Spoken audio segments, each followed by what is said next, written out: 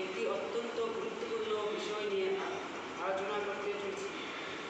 টপিকটি হলো জলাশয় পরিশোধন ও সচেতনতা সৃষ্টি, দেওঘরা নদী, জেলা চিরাং, আসাম।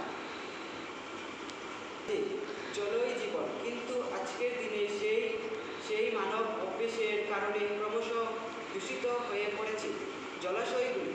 নদী, পুকুর, খাল, বিল, এসব জলাশয় মানুষের অযত্ন, আবর্জনা ফেলা, শিল্প কারখানার বজ্র, প্লাস্টিক ও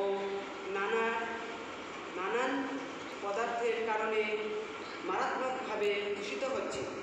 ফলে পরিবেশের ভারসাম্য নষ্ট হচ্ছে, মাছ সহ জলজ প্রাণীর মৃত্যু ঘটছে, আর আমরা নিজেরাও বিভিন্ন রোগে আক্রান্ত হচ্ছি। সেই অবস্থা পরিবর্তনের জন্য আমাদের সবাইকে এগিয়ে আসতে হবে। জলাশয় পরিশোধন মানে শুধু জল পরিষ্কার করা নয়, তার সঙ্গে জড়িত আছে সচেতনতা, দায়িত্ববোধ ও দীর্ঘমেয়াদী পরিকল্পনা। আমাদের উচিত জলাশয়ে আবর্জনা না ফেলা, প্লাস্টিক ব্যবহার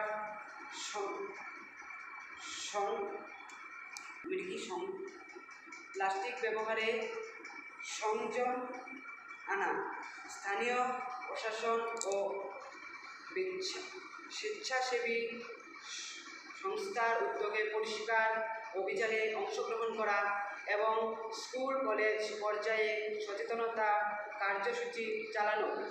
আমরা সবাই যদি ছোট ছোট পদক্ষেপ নিই, যেমন একটি পুকুর পরিষ্কার রাখা, জলাশয়ের ধারে গাছ লাগানো বা অন্যকে সচেতন করা, তাহলে সমাজে একটি বড় পরিবর্তন আসবে।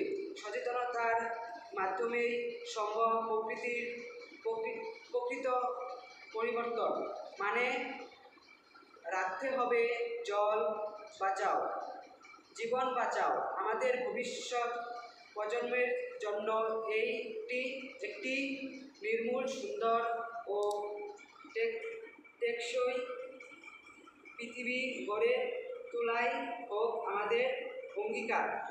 আমাদের বিদ্যালয়ের সম্মুখে থাকা দেওঘরা নদী কিছু বছর আগের দূষণমুক্ত অবস্থা ও বর্তমানে পরিদূষিত অবস্থা ও প্রদূষিত অবস্থা ও জলের মানের অবনতির কথা মাথায় রেখে আমাদের এই বিষয় নিয়ে ভাবা।